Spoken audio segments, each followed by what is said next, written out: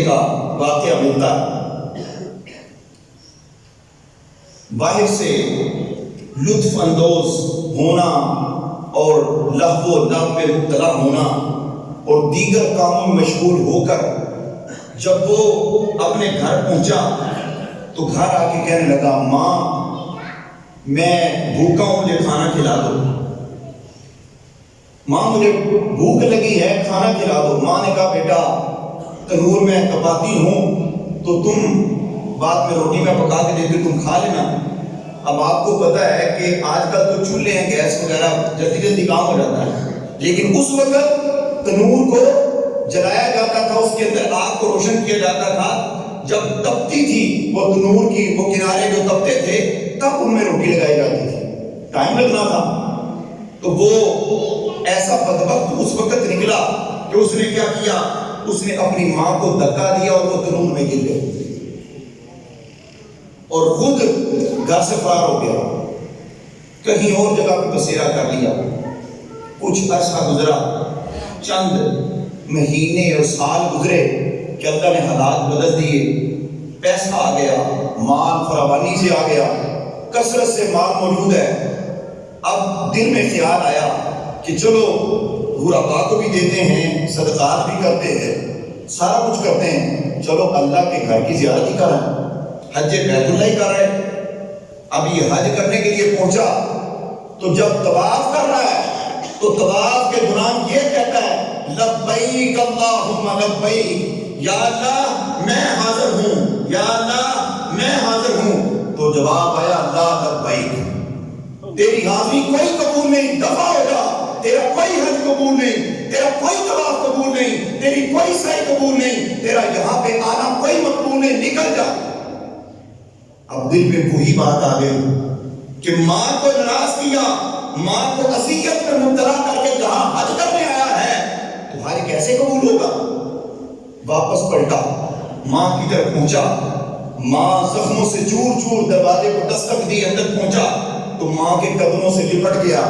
کہنے لگا، ماں مجھے معاف کر دے، میرا رب بھی مجھ سے ناراض ہو گیا، ماں مجھے معاف کر دے، اگر تو معاف نہیں کرے گی تو میرے حج بھی قبول نہیں ہوں گے، میرا رب بھی مجھ سے راضی نہیں ہوگا۔ تو ماں وہ شفقت والی، وہ پیار والی، وہ میٹھے بول بولنے والی،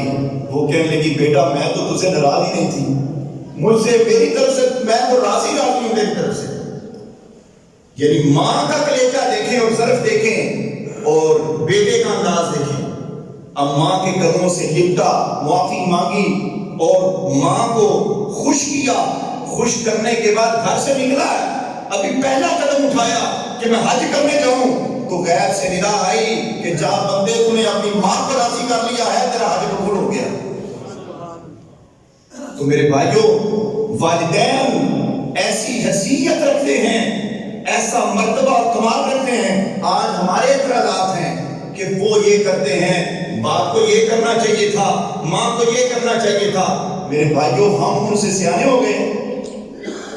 پہلے وہی وقت تھا کہ جب وہ ہمیں انگلی پکڑ کر چلنا سکھاتے تھے، ہمیں بولنا سکھاتے تھے، ہمیں اسکول لے جاتے تھے، ہمیں مدرسے لے جاتے تھے، ہمیں قرآن پڑھاتے تھے، ہمیں سارا کچھ سکھاتے تھے۔ آج ہم ان سے سیانے ہو گئے تو آج اگر سیانے ہو بھی گئے ہیں تو ماں کے سامنے سیانہ نہ بننا،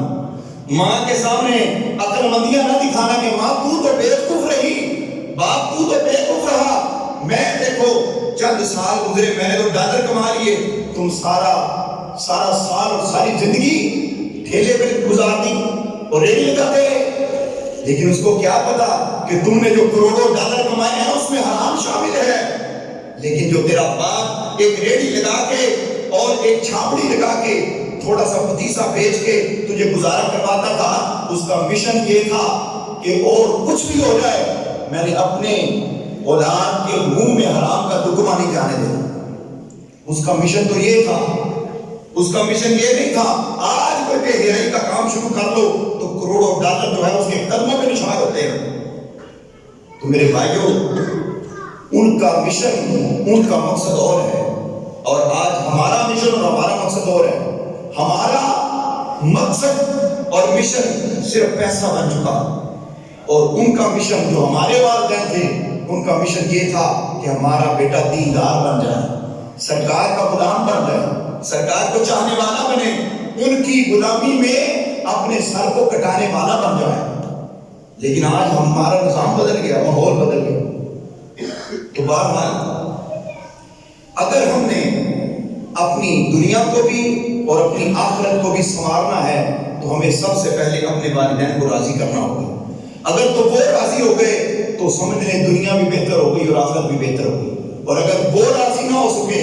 تو پھر سرکار اسلام کا فرمان آج بھی موجود ہے۔